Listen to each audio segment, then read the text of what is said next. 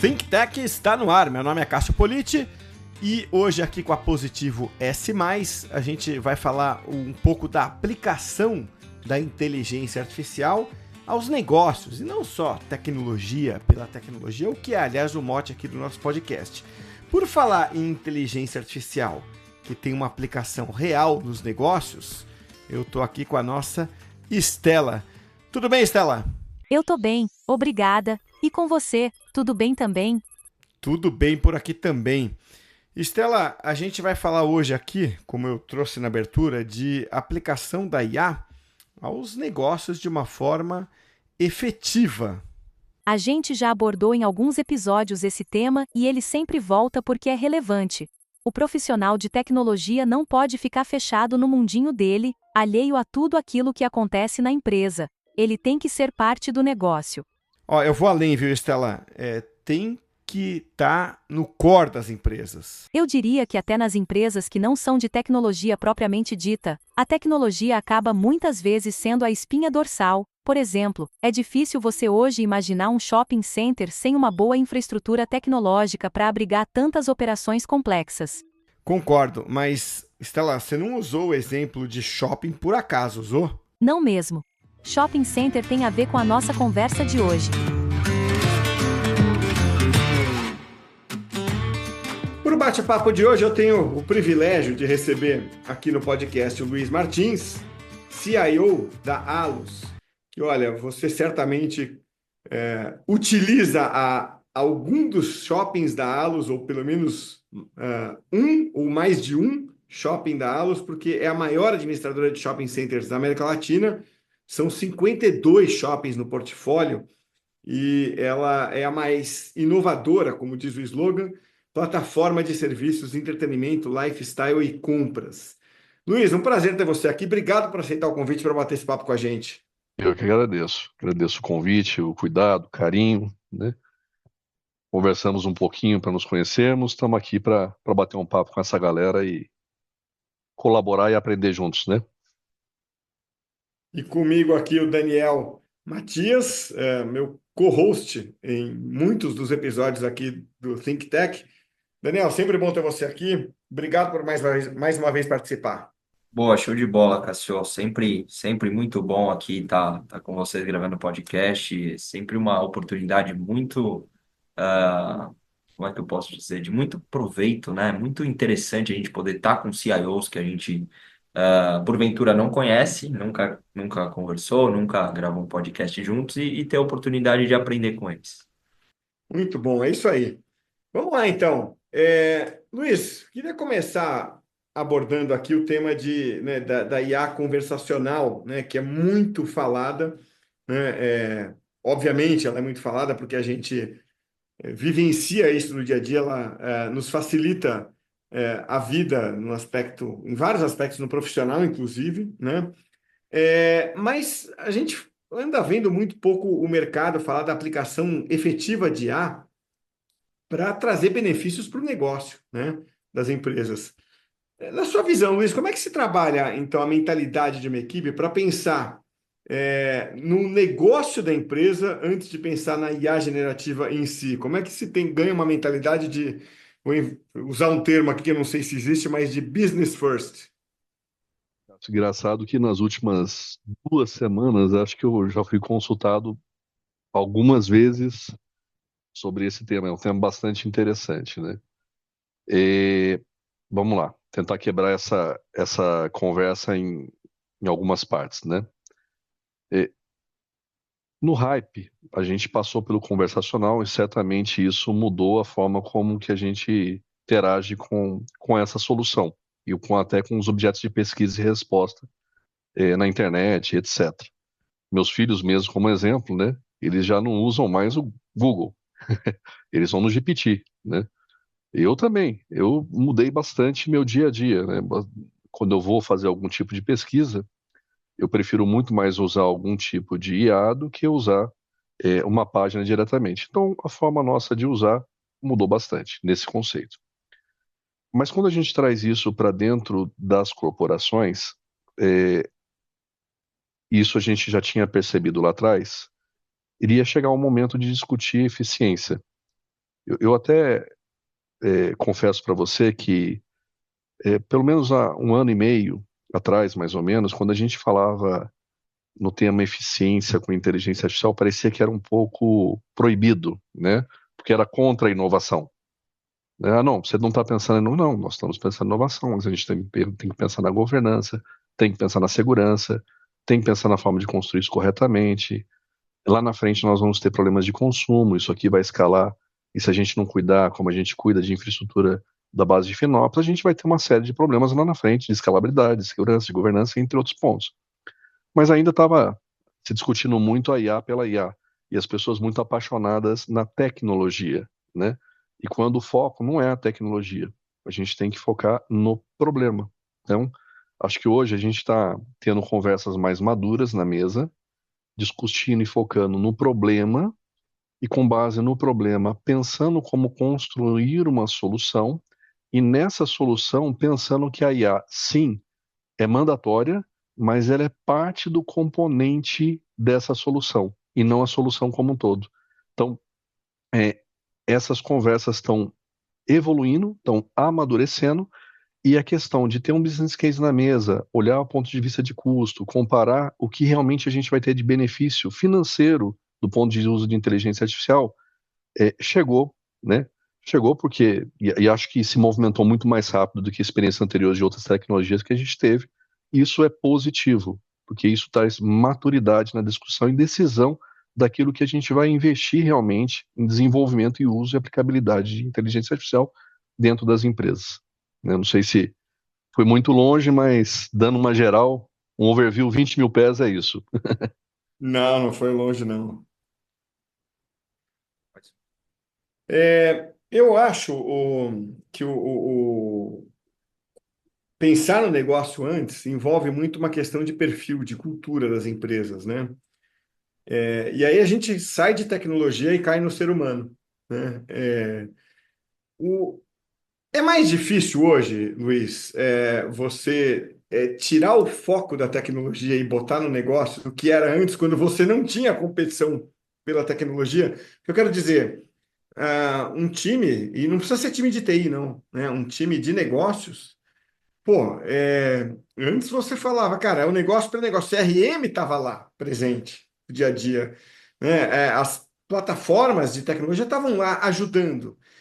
Mas parece que agora a gente tem uma competição. É mais fácil, é mais gostoso você pensar em A do que em pensar em negócio.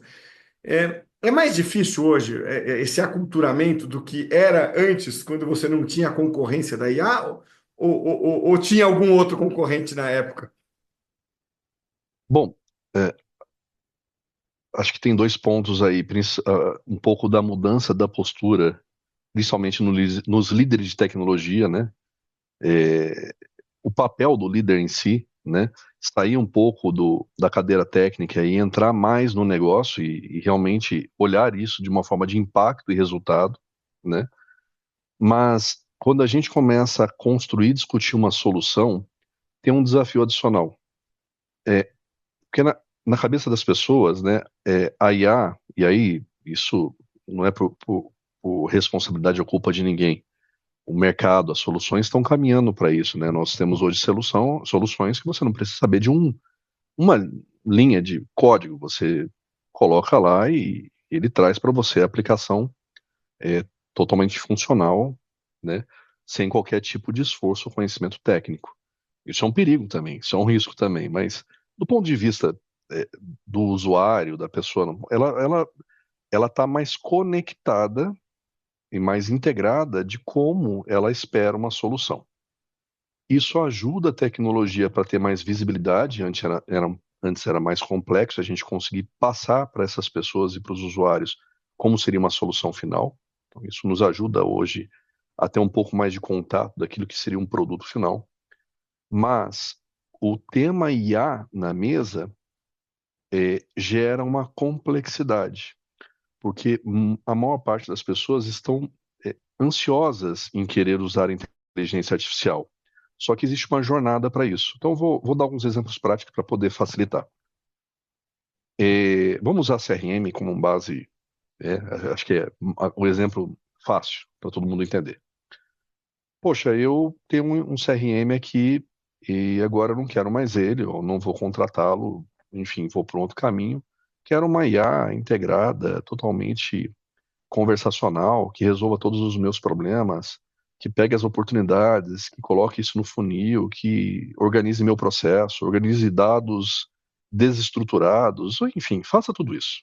Faça o que for necessário, né?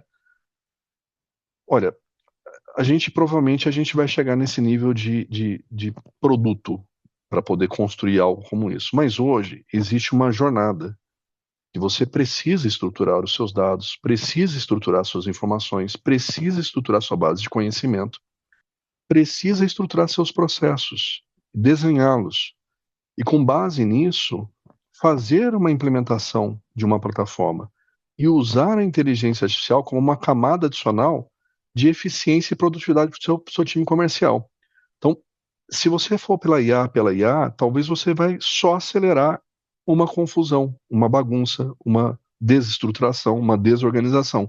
Então, temos que ter muito cuidado nisso, e quando a gente coloca esses exemplos na mesa, é um desafio adicional devido à ansiedade das pessoas em querer utilizar a inteligência artificial, né? Mas a gente já tem muita experiência em fazer experimentação, em fazer POC, em dar o primeiro contexto, né? Vou dar um exemplo prático. A gente desenvolveu aqui uma IA para frente jurídica. A turma adorou. Poxa, é isso mesmo, tal. Eu falei, gente, mas isso aqui foi uma POC. Poxa, mas eu não posso escalar? Não, gente. Nós pegamos um grupo pequeno de dados estruturados e organizados, né? Desenvolvemos toda a parte da arquitetura para gerar o conversacional com você e você poder se alimentar disso e você tirar as informações. Quer ver? Faz um teste. Pesquisa do contrato XPTO. Ah, não respondeu. Não, porque não está nessa base. A gente montou para vocês uma base com uma cerquinha, né, vamos dizer assim, que está bem segura, está bem organizada, está bem estruturada. Agora, vamos pensar nisso num próximo passo? Vamos olhar para frente e realmente ver o que nós precisamos. Vocês aprenderam e nós aprendemos muito nisso. Pô, Luiz, é verdade. A gente aprendeu. A gente aprendeu que a gente não precisa só de uma IA que responda isso. A gente precisa de uma IA que traga esse tipo de informação, esse tipo de comparação, esse tipo de dado, que ela possa também me entregar como serviço alterações ou bases contratuais. Opa, peraí. Então você quer conversar com a IA, ou mandar uma imagem, ou mandar um texto, e a partir desse comando ela começa a servir soluções para você e não necessariamente somente responder as perguntas. Legal.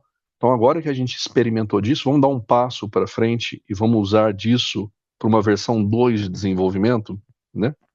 Eu tenho certeza que ao longo de uma pequena jornada a gente vai ter uma IA muito mais madura para vocês. Então, quando você tem esse tipo de discussão na mesa com maturidade e facilidade, e por incrível que pareça, não é só comigo, a maior parte das empresas que passaram pelos bots, né, tudo que scriptado, etc., eles estão com mais complexidade de migração para modelos conversacionais usando inteligência artificial de forma natural, né? E outras áreas jurídicas, estão navegando muito em soluções como essa, né? Na áreas jurídicas, back-office, áreas de vendas, realmente estão navegando, porque eles não experimentaram tanto dessa onda, né? Eles estão numa onda nova, poxa, vira uma oportunidade.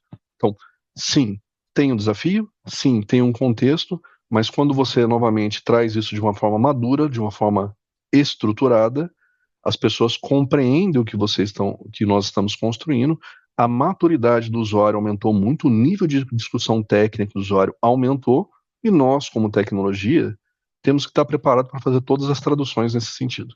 Esse é o nosso papel.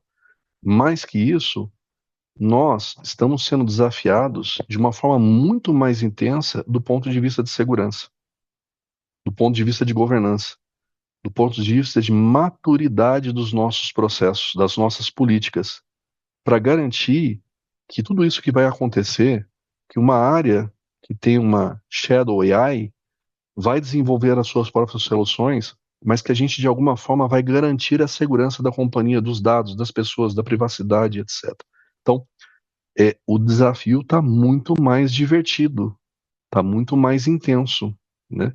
Mas faz parte da mudança do papel de todos os líderes de tecnologia que precisam estar conectados muito mais do lado do negócio do que do lado do técnico, né? Técnico, todos nós nascemos nessa cadeira técnica, né? Foi muito bom, mas está na hora de a gente virar um pouquinho essa chavinha. Boa. Ô, Luiz, queria te fazer uma pergunta, voltada agora um pouco para a Alus. Você já comentou que faz algumas POCs aí, teve uma POC voltada para o lado jurídico, mas aonde mais dentro da Alus você pode dizer que vocês estão usando IA? Outra coisa, como você olha para o mercado em relação a novas oportunidades voltadas para IA, ah, novos serviços que possam aparecer? Bom, vamos lá. Quando a gente começou a conversar como a Alus ia surfar no tema de inteligência artificial, a gente foi um pouco mais cauteloso, né? A gente foi um pouco mais cuidadoso com o tema. E nas inúmeras discussões que a gente teve na época, a gente entendeu que a gente estava depositando as fichas no lugar certo. Não é um trabalho do Luiz, tá? É um trabalho que já acontecia antes do Luiz chegar, que eu entrei e fui apoiar junto com outros pares, outros colegas da empresa e tal. Então não é um trabalho de tecnologia, é um trabalho de muitas mãos lá, né? E esse trabalho estava focado em governança de dados, maturidade em governança de dados, né? Para que a gente pudesse fazer o melhor uso dele. Quando a gente começou a perceber essa caminhada e as primeiras POCs de desenvolvimento IA, muito relacionada a conversacional para shopping, atendimento aos nossos consumidores. Quando a gente começou a perceber que a gente podia usar a inteligência artificial para melhorar a nossa eficiência no programa de benefícios, né? Então, exemplificando para você, quando você vai no shopping, você participa do programa de benefícios da Alus, você precisa, em algum momento lá, poder enviar teu cupom, e se houvesse algum tipo de problema de identificação, era um humano que fazia esse tipo de input do dado. E agora não mais. Agora é uma IA que faz isso, treinada, mais de uma, tá? Porque a gente precisa, da forma certa, da arquitetura certa, tratar essa imagem e consumir ela em uma outra que vai me trazer informação tratada para que eu possa dar continuidade nesse processo dentro da aplicação. De novo, IA é a componente da solução. E quando a gente começou a perceber essas coisas, a gente falou, olha, está faltando uma estruturação desse modelo, né? E a gente começou a discutir, a gente falou, olha, a gente tem que criar pilares para poder conseguir não só navegar nessa onda, né? Mas conseguir realmente surfar, né? Conseguir chegar nela e falar, poxa, a gente está desenvolvendo coisas perenes. E aí a gente construiu alguns pilares, tá? O primeiro pilar foi baseado em educação. Eu preciso ensinar para as pessoas o que é inteligência artificial. A gente já fez isso, fez alguns programas de nivelamento, né? Aberto para toda a companhia. Fizemos uma sequência de treinamentos de uso do Copilot para o time, uma série de treinamentos, tá? Com um parceiro, Microsoft. Foi tudo legalzinho, foi tudo muito bem feito, né? As pessoas elevaram o nível de uso da solução, porque nós estávamos com uma discussão antes, né? Eu quero a licença do Copilot, gente, peraí, você tem uma forma de você usar o Copilot sem ter que ter a licença dentro do 365, olha essa... Então ficava essa discussão de quero licença, mas isso já fazia parte do nosso plano e a gente podia fazer o melhor uso disso, né? Então a gente foi levar conhecimento para as pessoas. Quando a gente venceu essa fase, a gente foi para a fase seguinte, onde a gente foi olhar iniciativas que geravam eficiência ou oportunidade de receita. A gente identificou isso, deu pesos, deu referências. Não só quando eu falo eficiência, pode ser uma eficiência na experiência do meu cliente, do meu lojista, que precisa buscar algum tipo de informação e eu vou entregar dele de uma forma muito mais simples, muito mais ágil, muito mais fácil, e isso é onde nós estamos trabalhando, inclusive, nesse momento. A gente discutiu também uma série de outras oportunidades dentro da companhia, só que a gente de novo parou e falou assim: eu estou educando as pessoas para usar IA. Eles estão usando, perfeito? Eles estão usando muito, e é bom. Mas hoje a gente não está dizendo para as pessoas o que é ou o que não é, que pode ou que não pode. Então a gente dá foco no que a gente chama de política de uso. E a gente fez um projeto que iniciou no ano passado, a gente está com a primeira versão agora, publicando ela, inclusive nesse momento estamos validando para publicação, que é onde a gente coloca uma política de uso de inteligência artificial. Participou vários times disso, time de privacidade, jurídico, tecnologia, cibersegurança, vários times participaram do desenho dessa política, apoiado por uma consultoria externa. E com essa política agora, nós vamos desenvolver treinamentos. Então a gente volta de novo na educação. Para dizer para as pessoas o seguinte: olha, cuidado com isso, o porquê cuidado com isso, mas treinamentos que não é você ficar lendo papel, documento e política. Treinamentos sejam simples para as pessoas absorverem.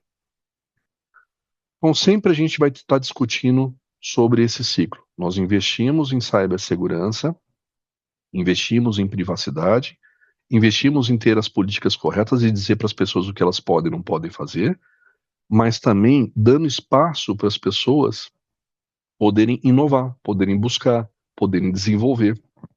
E é complexo numa empresa de capital aberto, no mundo corporativo. Virar um transatlântico é complexo, né? Fazer mudanças desse processo é complexo. E a gente tem uma série de discussões em todos os níveis da companhia, com grupos de trabalho de inovação, de inteligência artificial, para poder tirar essas cascas e fazer com que as pessoas pensem dessa forma. Além disso, todo novo projeto aqui, a gente discute ele numa esteira, no momento que ele vai chegar para ser aplicado com o uso de inteligência artificial. Nós estamos nesse momento startando 2 novos projetos na companhia, e quando a gente foi apresentar o business case dele, dentro do planejamento do projeto, tem lá a fase que usa a inteligência artificial. Deixamos claro para todos, nós chegaremos aqui, mas para chegar aqui, nós precisamos passar por todas essas etapas, né? Então, tem uma série de iniciativas acontecendo. Eu posso contar aqui para vocês mais de 40 nesse momento, tá? Parte delas em desenvolvimento, parte delas já madura, né? Parte delas já numa série, numa versão 3 ou versão 4, né? Que ajudam uma série de operações da companhia e traz inteligência para o negócio, seja no back-office, seja no jurídico, seja no RH, seja no suporte, né? Cada um num nível de maturidade, cada um num estágio de maturidade, e a gente entende também que aproveitado que o parceiro traz, embarcado na própria solução, é um acelerador. Então nós estamos aproveitando desse momento, se aproximando muito do parceiro, entendendo o que ele está fazendo, né? E com base nisso, direcionando o nosso projeto, o nosso time para ser capacitado para fazer o melhor uso. Vou dar um exemplo prático: projeto de CLM, base com inteligência artificial. Tem uma série de features ali que assim que a gente terminar a fase de carga, que nós estamos, todo o benefício de uso em uma plataforma de CLM. Quando nós colocamos o CRM integrado ao CLM. Então, assim, tem uma série de coisas que a gente vai discutindo, mas sempre pensando como que a gente vai ter o melhor benefício, a melhor eficiência, a melhor qualidade, aplicando IA no nosso dia a dia. Ô Luiz, eu sei que não é o caso da Alus, tá? Mas existem muitas empresas que vivem processos não muito estruturados ou até inexistentes dentro da empresa, né? Então, empresas que ali acabam dentro do seu dia a dia não têm processos que de fato são efetivos. Como que a IA ela entra em ambientes com esse processo ou infalível ou até inexistente? Perfeito, boa pergunta. A Alus também pode passar por isso, existe, porque todo dia as pessoas estão criando, mudando um processo e isso gera algum tipo de impacto, se não bem pensado, né? Ou a gente lança uma nova iniciativa, um novo produto, ou faz algum tipo de reorganização. A empresa é viva. Quando isso acontece, né, é natural que em algum momento isso aconteça. Tem empresas menos maduras e tem empresas mais maduras nesse sentido que vão identificar isso com mais rapidez e vão estar colocando isso dentro de um contexto correto. Eu vou ser bastante sincero, eu realmente tenho minha preocupação se a IA vai conseguir, nesse momento, nos ajudar a organizar processos. Então, vou trazer um exemplo de novo prático para facilitar. Quando nós estamos olhando dentro dos nossos RPs, seria maravilhoso a gente poder ter um RP que ajudasse a gente a avaliar funções e processos ali e sugerir melhorias, que não dependesse de um consultor funcional. A gente já tem isso como realidade, mas ainda acho que existe um tempo de maturidade para o mercado absorver. Acho que talvez lá fora um pouco mais, aqui um pouco menos, né?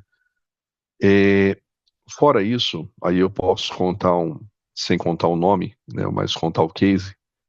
Existe um RP pequeno aqui no Brasil, brasileiro, que conseguiu usar muito bem da inteligência artificial, suporte 24/7 e apoio ao usuário para resolver problemas em registro do que está acontecendo dentro do próprio RP.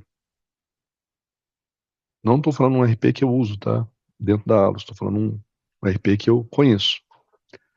É um baita case, porque você está dentro de uma situação, você tem dificuldade em entender aquilo, se você está executando o melhor processo para aquilo, se eu estou baixando o título corretamente ou lançando uma venda de uma forma correta, e ele vai me ajudar a tomar as decisões para poder seguir no processo correto. Então, isso é uma forma inteligente de uso da IA para poder organizar um processo dentro de um RP. Só que isso não aconteceu sozinho. Provavelmente eu não conheço a cozinha deles, tá? Mas eu posso imaginar, porque eu já tive na cozinha de algumas empresas de softwares, né? Trabalharam muito bem no que se chama base de conhecimento. E tendo uma base de conhecimento muito bem organizada, muito bem estruturada, eles conseguem surfar muito bem nessa onda, porque eles estão trazendo, com certeza, uma enorme eficiência para a operação. Além disso, eles estão sendo reconhecidos pela base de clientes deles como um RP que realmente resolve essa questão. E eu posso afirmar isso porque eu perguntei para algumas pessoas que usam e perguntei qual era a experiência delas. E eles pensaram, sensacional. Eu estou com um problema no domingo de manhã, preciso resolver um problema no meu sistema, cara. Eu entro ali, converso, ele começa a me ajudar. Pode ser que não resolva 100%, mas 90%, 80% eu consigo resolver.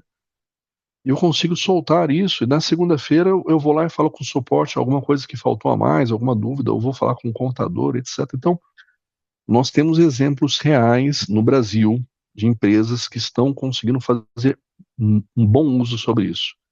Mas, de novo, a IA pela IA não vai resolver um problema desestruturado. Ela vai ter que ter algum tipo de base muito bem organizada, de dado, que é uma base de conhecimento também, que vai ajudar a IA a consumir e dar o drive, dar o direcionamento correto. Se eu der base de lixo para a IA, ela vai entregar lixo para o meu usuário. E, e aí não tem IA que vai resolver. Não nesse momento. Ó, eu acho que eu não vou responder isso porque isso aqui está errado. Ela não vai fazer essa validação. Ela vai passar para frente. O famoso garbage in, garbage out, né? Yes, isso mesmo. Ô, Luiz, para a gente fechar aqui, tudo isso que você trouxe, né, desses casos de uso seus e de terceiros, né, não aconteceu na cozinha dessas empresas, né? Usando o termo que você usou, não aconteceu com equipes de tecnologia com a mentalidade que a gente já viu um dia. Acho que até que faz algum tempo já, que era aquela equipe muito autocentrada, né?